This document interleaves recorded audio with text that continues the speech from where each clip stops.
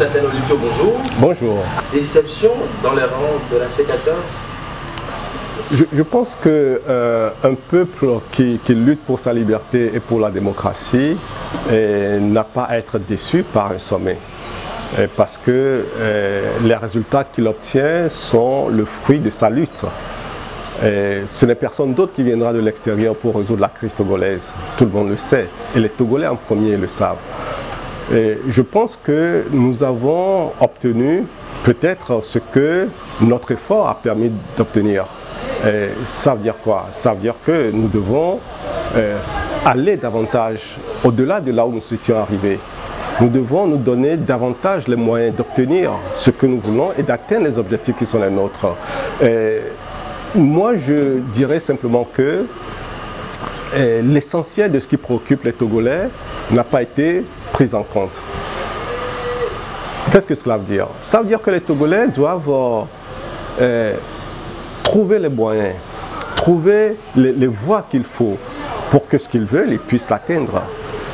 Les Togolais doivent réadapter, l'opposition togolaise doit réadapter sa lutte et sa façon de se faire comprendre. Et nous devons intensifier la pression sur le régime. Nous devons intensifier notre démarche diplomatique également.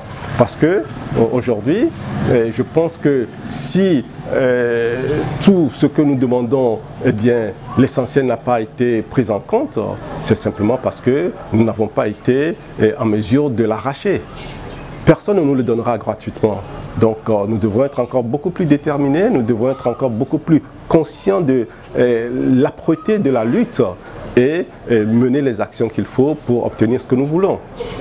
Alors ça veut dire que Faure Gnassingbé reste au pouvoir jusqu'en 2020.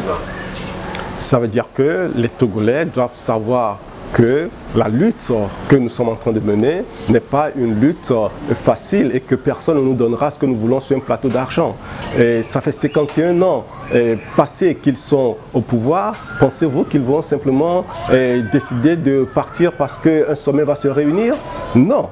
Aucun sommet n'arrivera à cela, mais c'est notre travail, c'est notre détermination, c'est notre révision de la manière dont nous avons conduit les choses jusqu'à présent, c'est notre démarche qu'il faut peut-être revoir et réadapter et renforcer, être encore beaucoup plus efficace dans notre lutte pour que, les gens qui veulent en parler tiennent compte véritablement de ce que nous voulons et de ce que nous voulons pour le peuple togolais. De deux, et que les décisions qui seront prises, s'il y a des gens qui doivent prendre des décisions, eh bien que ces décisions soient conformes à ce que le peuple togolais veut. Si nous ne mettons pas la pression qu'il faut, si nous ne menons pas les démarches diplomatiques qu'il faut, si nous ne combinons pas toutes nos forces à l'intérieur du pays avec la coalition, à l'extérieur avec la diaspora, avec la société civile, si tout cela ne fonctionne pas dans une symbiose et une unicité d'action, il sera toujours très difficile.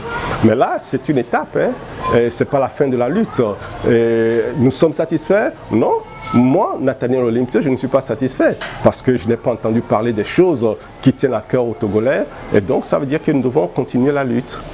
Vous avez dit tout à l'heure que beaucoup plus haut que les aspirations de la population n'ont pas été entendues par les chefs d'État de la CEDEAO, mais vous, au niveau de la C14, est-ce que vous ne craignez pas une démobilisation de la masse? Vous pensez que les Togolais vont oublier leur liberté et la démocratie qu'ils recherchent parce qu'un sommet de la CEDEAO n'a pas donné entièrement satisfaction? Non, je ne le crois pas. Les Togolais sont déterminés, ils sont engagés, et ils sont dans l'action et ils le seront jusqu'à l'obtention de ce qu'ils veulent.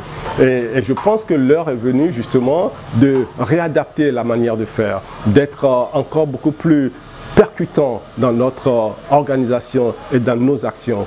Et il faut continuer la lutte n'est pas terminée. Vous allez poursuivre des manifestations? Cela fait partie des instruments que la Constitution met à la disposition du peuple togolais. Et il faut justement que nous soyons beaucoup plus percutants dans ce qui viendra, dans l'organisation des manifestations. Oui, il faut des manifestations. Oui, il faut une démarche diplomatique également très intense. Il y a des chefs d'État qui décident, qui ont participé à ce sommet, qui n'ont jamais entendu parler de nos revendications, qui n'ont jamais écouté quelqu'un de la coalition. Je pense que tout cela, nous devons les corriger, nous devons aller vers les gens, nous devons expliquer notre position et surtout défendre notre position avec fermeté et avec engagement. Je vous remercie. Merci à vous.